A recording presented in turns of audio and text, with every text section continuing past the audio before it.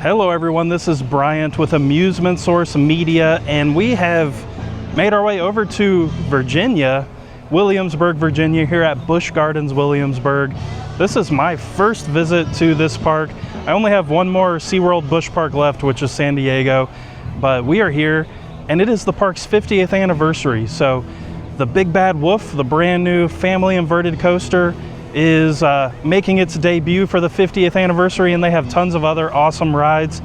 Now this park is a lot like Busch Gardens Tampa, but it carries a completely different theme. They have their own lineup of unique rides, so we're excited to give you a look at the park. Also going on is the Food and Wine Festival right now, so we will get a sampler package, try out some of the food offerings, and let you know how that's going. So it's going to be a jam-packed first visit here. We're very excited. Let's head into the park.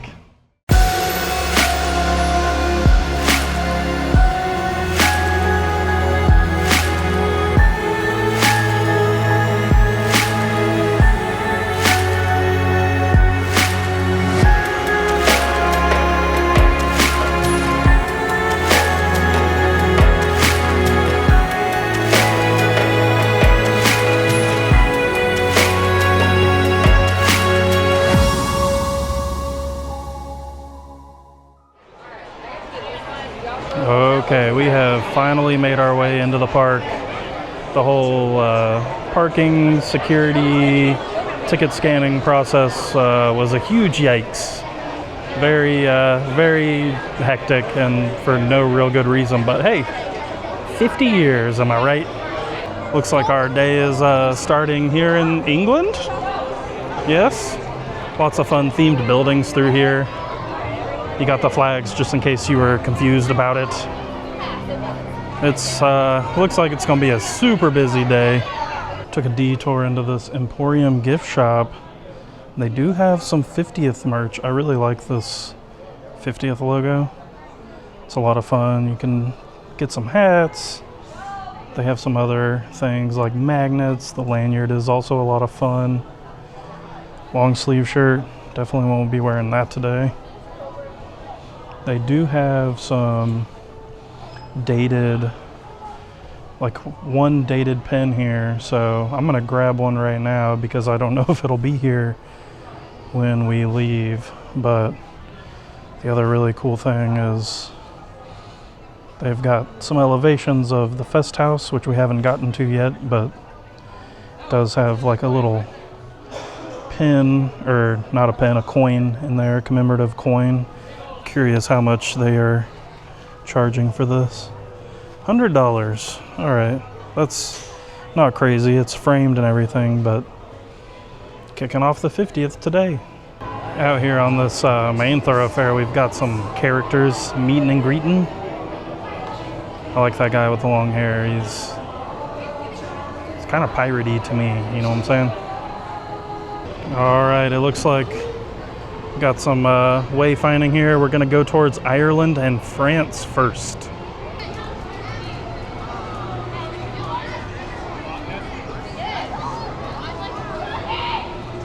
Of course, it's Busch Gardens, so you've got to have your animals. These are all gonna be, you know, like European animals. They've got some like some sheep and goats up here.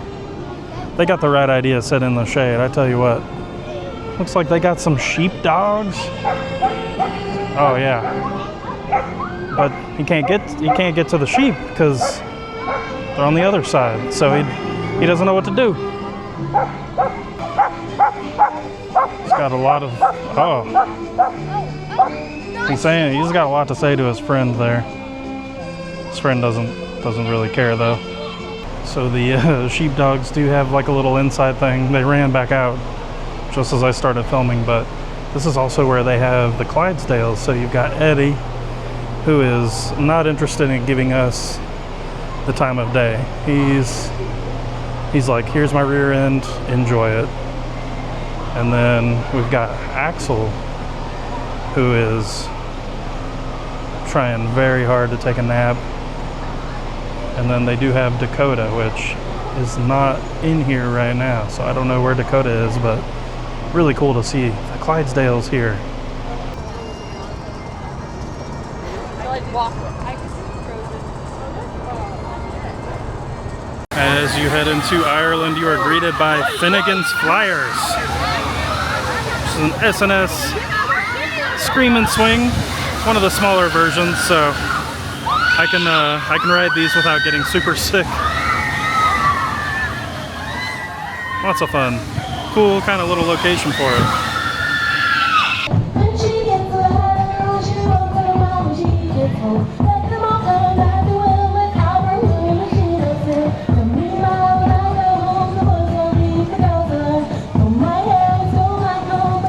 As we round the corner, we run into some bald eagles. Got a couple bald eagles in here. Now these are rescues, so one of them is named Roosevelt. He was hit by a car and was rehabilitated. They realized he wasn't going to be able to fly anymore, so now he lives here at Busch Gardens.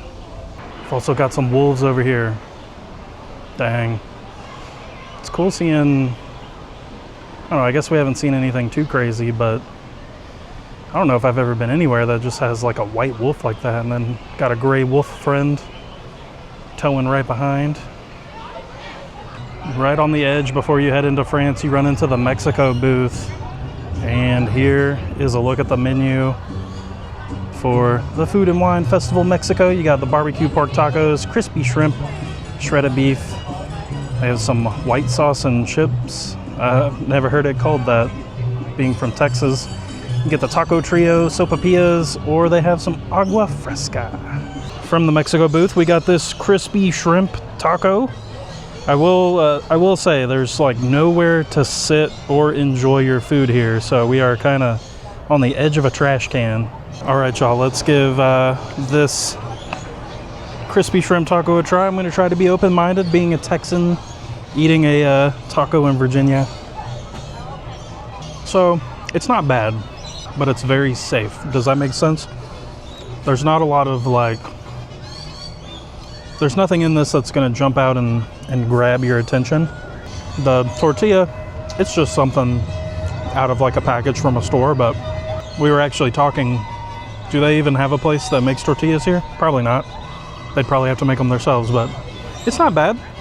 And our next stop is here in France. They have a fun little cupcake out here for the 50th anniversary. There's so many like little gift shops here too, which is really fun. All kinds of stuff. So if you have time, make sure you jump in. You might find something interesting. And here in France, we've got Griffon there in the background, which is a dive coaster, but in the forefront, we've got the Poland booth. So at Poland, they have the kielbasa pierogies, kolaksi? I don't know. Probably saying that wrong. Wine, cocktails, and a non-alcoholic refresher.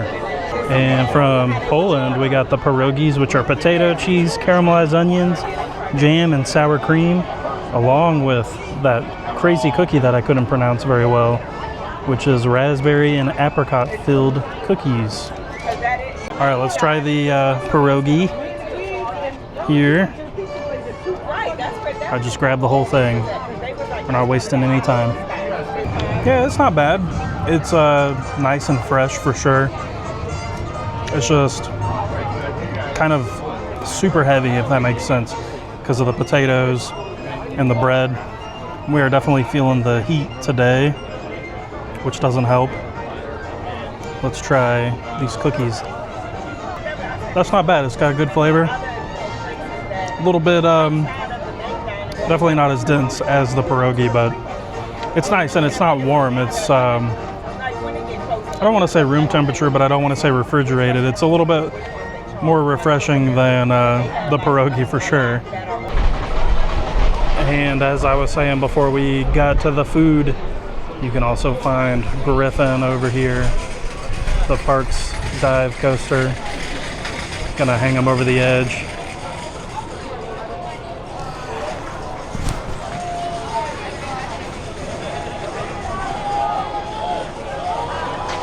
They are screaming for their lives.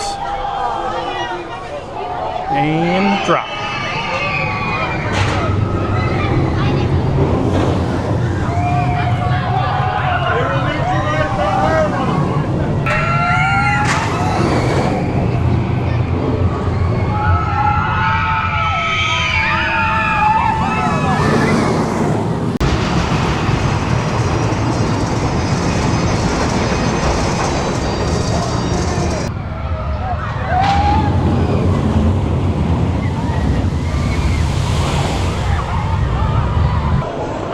So we there's like this little offshoot off of France.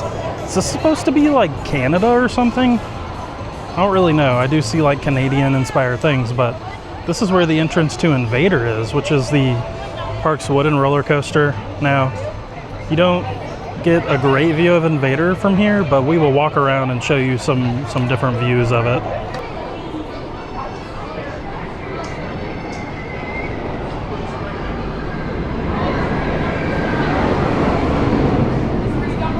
The next food and wine booth that we've run into is Brazil, which is way different than what we have in Texas at SeaWorld San Antonio, but they've got Cordeiro, Churrasco, Linguica, Abacai, all kinds of stuff. Arroz de cremoso,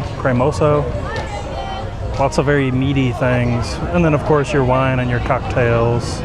And from the Brazil booth, we got that Churrasco, which is grilled beef with chimichurri sauce on top. Let's give it a try. All right, let's give this a try. So the flavor is really, really good. The beef has a really nice seasoning, and then of course you have the sauce on top, which adds like a little bit of a zesty kick. It's fresh, it's juicy. The only thing that I would say is I wish it was cooked a little bit longer. It's a little bit on the tougher side, not inedible by any means, but if this was a little bit more tender, it would be like by far probably the best thing we've eaten today. But it could be a combination of how busy and crazy it is out here. I'm not super sure, but I like it. I just wish it was a little bit more tender. And we cross over the bridge, and now we're going to pretend like it is cold outside with Alpengeist, which is ski themed, and this is the park's inverted roller coaster. And the way this thing winds through and uses the terrain is really, really cool.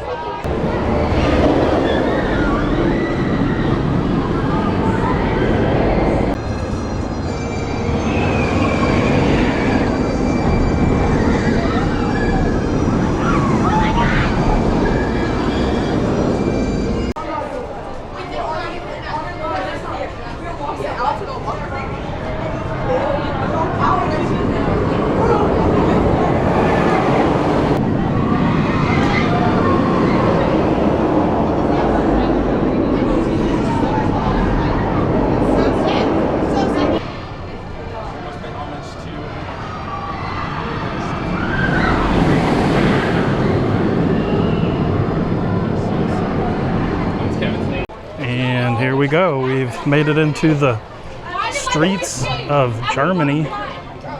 Oh my goodness. It's like a little German village through here. So a lot of these areas have like cool little gift shops. This one here in Germany has a Christmas section. It seems very like generic Christmas, nothing really specific to the park per se, but still just kind of fun. Oh, we have found Stein Heaven here in this big Germany gift shop. There are just Steins everywhere. I would love to know. Oh my gosh. Yeah, so $175. These are like, they ain't playing with these. History inside. These all like the same price? Oh, can't see. Oh, they are varying. So this one's $219, but they do have like some smaller ones and stuff.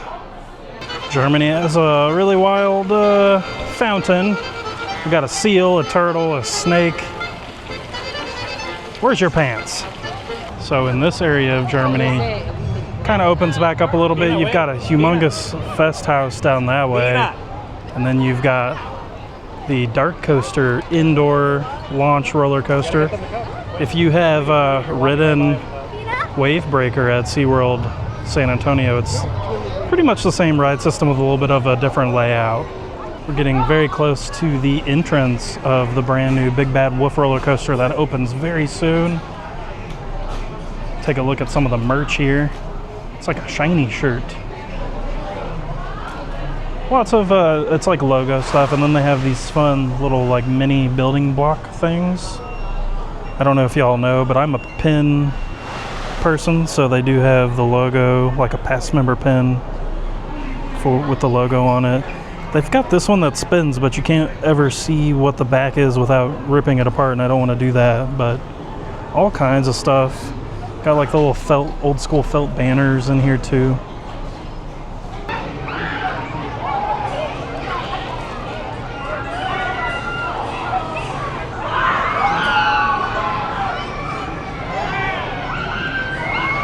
And we walked into the Fest House, which is the big food court. Just to give you a look at this, they do have like a gift shop in here. They've got this really cool stained glass mural over the entryway, but it's just kind of like your standard, you know, German themed food court. It's very magnificent though, but the food is very just normal. So by the time this video gets edited and put out, Big Bad Wolf should be open, but it's kind of in like a preview state right now. But they do have the signage out. It's a fun sign. You can see it there. So by the time you're watching this video, you should be able to come and enjoy this ride. It started raining, so we're standing over at the Fest House, which is like the little food court here in the Germany section, but the Herbal Infusion booth is right over there. As you can see, the rain is coming down. We are not escaping the rain on this trip. From the Herbal Infusion booth, we ended up with the roasted garlic tortellini pesto salad, cheese tortellini, basil pesto, and roasted garlic. It's that one right there. And then we also ended up with the herb cheese spread, house-made herb cheese, prosciutto, and crackers.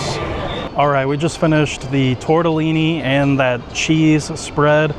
I didn't film us eating it because they had a really good band in the Fest House, but it was very loud and it was raining outside, so we didn't have a lot of choices, but both of the dishes were cold.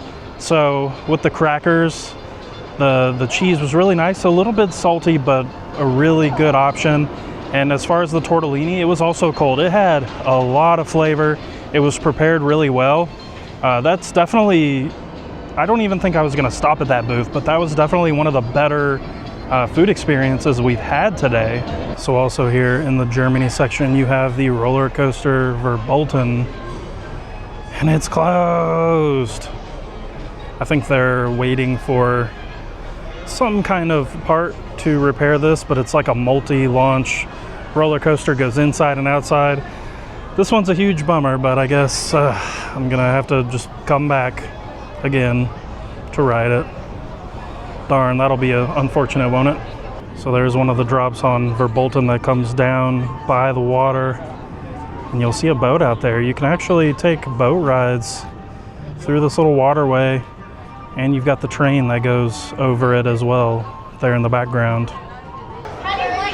All right, we have crossed the bridge and now we are entering a brand new area.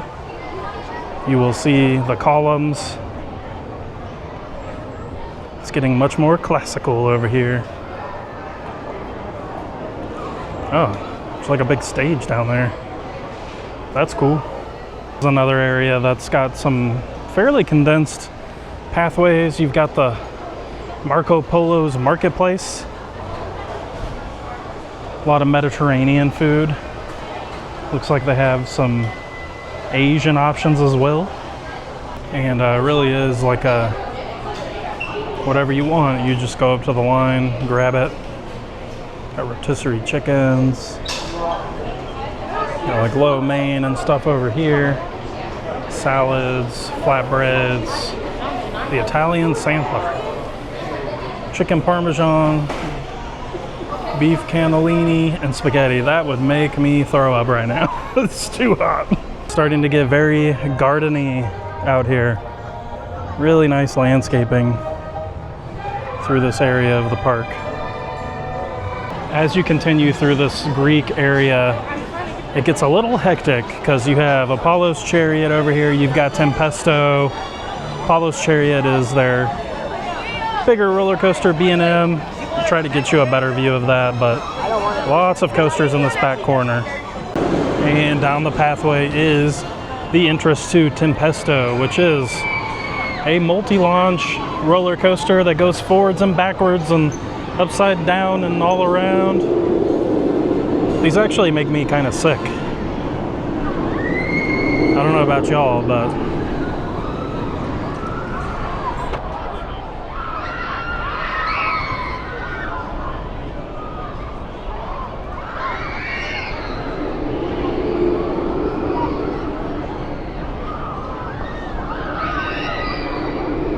so I've learned walking back into this corner, it's actually pretty difficult to get footage of Apollo's Chariot from inside the park.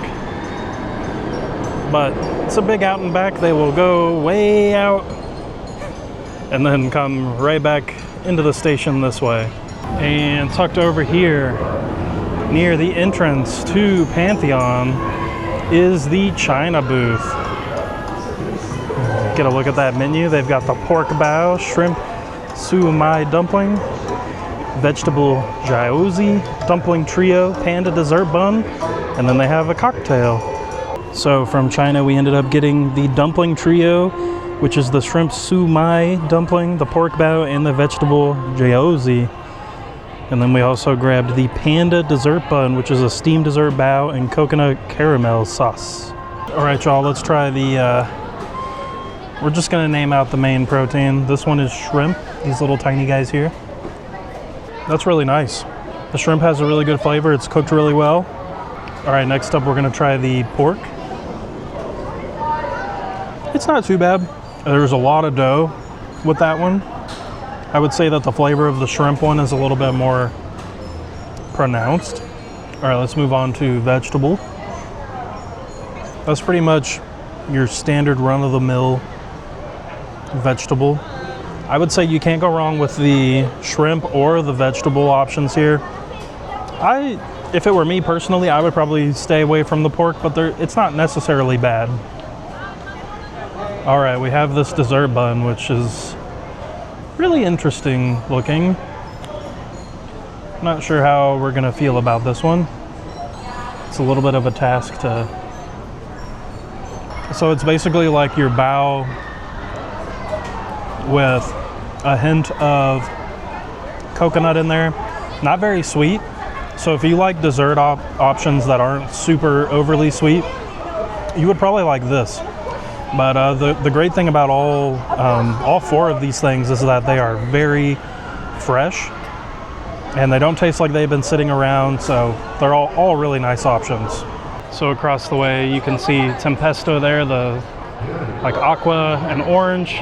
You've got Apollo's Chariot, the yellow and purple. You run into Pantheon, which is one of the newer rides here, and you can see the spike peeking up over. That is not a small ride, but this is the world's fastest multi-launch coaster still, I think, or it at least was. So record-breaking right here at Busch Gardens.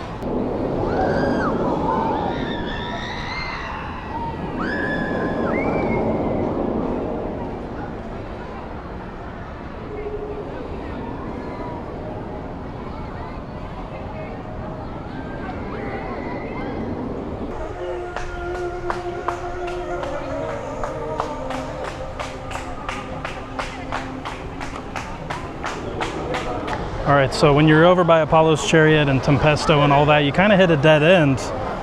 So we backtracked a little bit and we ended up over at Escape from Pompei, which is basically like a shoot the chutes ride with like an indoor element. Here they come. Oh, this is so tempting right now.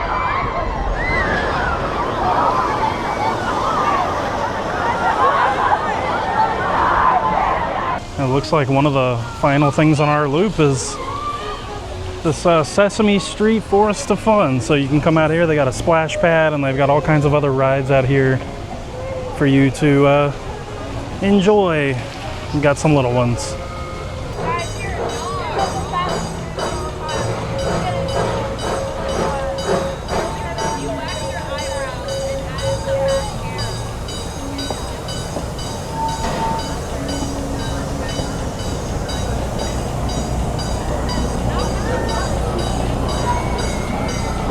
We've taken a little detour down this super steep hill and over to the iconic Loch Ness Monster. Here it comes. It's got the interlocking loops, and they just recently redid a bunch of the track to keep it around and hopefully improve the ride experience.